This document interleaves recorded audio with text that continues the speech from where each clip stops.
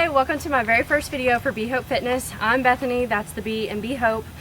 Today what I'm going to be doing is a beginner's interval training circuit. There is room for modification, so if you want to add more to it, you can do that. If you want to stick with the four circuits that I'm going to suggest, you can do that as well. You can do this at home. We've chosen to do this at this lovely park that we have here, just for funsies because it's a nice afternoon, evening. But you can do this at home anywhere where you have a step and or something to hang from. You don't have to do that move, but it is nice to do. So you can do this on your back porch, your front steps, stairs, whatever you've got. So I'm going to tell you a little bit about the exercises as we go along, but the general idea is that we're going to be doing interval training. So we're going to be doing each move for 20 seconds and then resting for 10 seconds. And what I do is I just hold my phone in one hand, or I set it down and I start the timer and I just pay attention to it, glance over at it. It's a lot easier than trying to count in your head. There are apps for both iPhone and Android where you can download a specific timer. It's called a Tabata clock or Tabata timer. There are a lot of different apps that use that function where it will actually go off after 20 seconds of your work period and then after 10 seconds of your rest period, so that you don't even have to look at your phone at all, or your iPad or whatever you're using. So whatever method you find works best for you is great, and let's get started. Alright, so this is our first move. It's the step jump or box jump, whatever you're using, whatever you'd like to call it is cool. Find yourself a good height step for your abilities, for your experience. Go ahead and test it out first so that you can kind of get a feel for it, otherwise you might rack your shins, and that's no fun for anyone. So what you're going to do is you're going to get right up on it. You're going to set your timer, set your clock, whatever you're going to do, and you're going to do this move for 20 seconds. And it is just exactly as it sounds. You're just jumping up with both feet at the same time as quickly as possible. And that's it. 20 seconds of that, 10 seconds of rest, and then you move on to your next move. Alright, this is our next move. This is called toes to step. You're going to go back to your step that you've been using, same height, and what you're going to do is you're going to do a jump, and as you jump, you're switching legs, okay? So with each jump, this is what you're seeing, okay? Now you're not resting your foot, you're not putting any pressure on this foot that's touching this step, okay? It's just a simple tap and go. But you do want to make sure that you get your foot on the step, and as opposed to this angle, okay? So we do want it up here, we're not putting any pressure on it, but we do want it up here as opposed to right here, okay? And be mindful, you will begin to move back as you do this move, and you will end up whacking your foot on the step. So make sure you think about it as you're going. Once again, 20 seconds of that, 10 seconds of rest, and move on. Okay, this is our next move. It's a basic push-up, but we're adding a variation into it so that you can get used to doing a push-up, because push-ups are hard. So what we're doing for this variation is you're going to elevate your hands, okay? Wherever you'd like to start. If you need to start at the height of a bench where it's much higher up off the ground than this, that's fine. What we want you to get used to is the position of a real push-up, okay? Not on your knees, none of that. You don't need that. This is the way to do that because this trains your body to get used to the real push-up position, okay? So elevate your hands. That's going to make it a little easier than if you were on the ground. And just do your push-ups, okay? Once again, 20 seconds of this, and then 10 seconds of rest.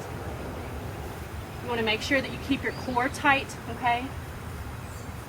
One of the things that we tell people is to pretend that you're tucking your belly button into your spine, okay? And if you're having trouble with your back sinking in, like so, think about driving your heels down towards the ground. That will help straighten out your back. Alright, 20 seconds of that, 10 seconds of rest, and you're on to your next move. Okay, your next move is a step up with bringing your elbow to your knee. That's probably the least graceful way I could have named this exercise, but whatever. So the basic idea, the base for this exercise is a step up, which is a normal thing, which is where you plant your foot on a step, okay? And what you want to think about is driving your weight through your heel of your foot. So I'm going to step up, and I'm not going to use this back foot to push off. I'm just driving all of my weight through here. That's your basic step up. That's all there is to it. If you want between reps, you can put your foot back down. It really doesn't matter. It's up to you. As long as you're being mindful of the fact that you're driving all your weight through this one leg, you're good to go, however you'd like to do it. But with this exercise, we're gonna add a little bit to it in that when we step up, we're gonna bring, if you're using your right leg to step up on, you're gonna bring your right elbow to your left knee, okay? So you're just crossing it across your body. Step up, that's it. Step up, that's it. Now with this one, I would say that that requires a little bit of coordination, so start out with a lower step probably than what I'm using here, and that's fine. The step up in and of itself requires a lot of thought because you're having to constantly remind yourself, drive my weight through that heel. So start with a lower step and then you can progress. That's the great thing about these types of exercises is they have a lot of room for progression and for moving forward onto you know, things that you haven't been able to do before. So what you'll do with this one is you'll do each leg for 20 seconds, rest for 10. So you'll do right leg for 20 seconds, rest for 10 seconds, left leg for 20 seconds, rest for 10 seconds, and then move on. And be mindful of your balance. This one is a great exercise because not only is it working your leg muscles, your glutes, and really helps your joint strength as well because you're having to keep your balance every time you come up here. But it's also working your core because you're twisting and you're balancing all at the same time. So this is a great exercise. One of my favorites actually. And that's it. Okay, for this next one, I know what you might be thinking, I can't do a pull-up. That's okay, we're not doing pull-ups. What we're gonna be doing is just hanging. That's all it is, hanging for 20 seconds, okay? So you're gonna get a good, comfortable grip. Make sure your shoulders don't come up and try to choke your face out. That makes it a lot harder than it needs to be. So once again, all we're gonna be doing is hanging. Get a good grip, drop, pick your feet up off the ground, however you'd like to do it, really doesn't matter. But if you get to this point and you decide this is a little too easy for you, you feel like you could be challenged a little bit more than just hanging for 20 seconds, an easy way to make this move a little bit more difficult, once again without still having to move on to that pull-up option, is to turn it into an ab exercise as well. You're gonna bring your knees up to your chest and return. And just do this for 20 seconds. You can get creative with it. If you're moving around and you're hanging, you're getting a workout, trust me. I don't know if you can see the sweat, but I'm officially sweating. That's hard to do. 20 seconds of variation of your choice, 10 seconds of rest, and you're ready to move on.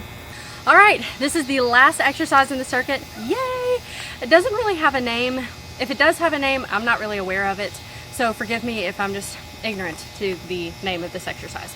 But what it is you're gonna get in a push-up position, once again elevated like we did with the regular push-ups. And you're going to do leg raising. You're gonna get in this push-up position, once again, keeping your back as straight as possible, tucking your belly button into your spine, which is kind of impossible, but it's more so the thought of it that makes the difference. And you're gonna alternate raising your legs as far as they'll go.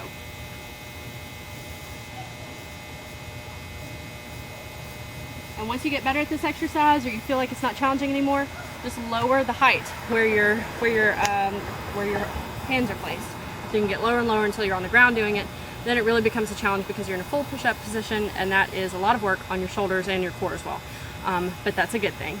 So that's the end. What you'll do is you'll go through this whole circuit, doing each move for 20 seconds with 10 seconds of rest. You'll go through the entire circuit 4 times. 3 is the minimum, but I know that you can do 4. And if you get to 4 and you feel like you've got a little bit left in you, that's awesome. Do it 5 or 6 times. But if you give it all you have, no matter who you are, no matter where you're starting from, you can definitely do at least 3, but I really believe that you can do 4 as well. So I hope that you've enjoyed this. I hope that this helps you out.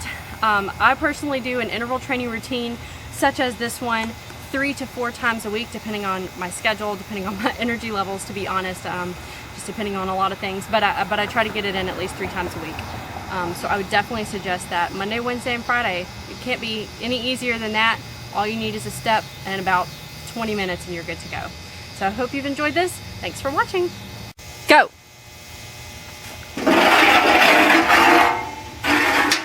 Whoa! All the way to the end! Woohoo! Take a bow! Yay! Very good.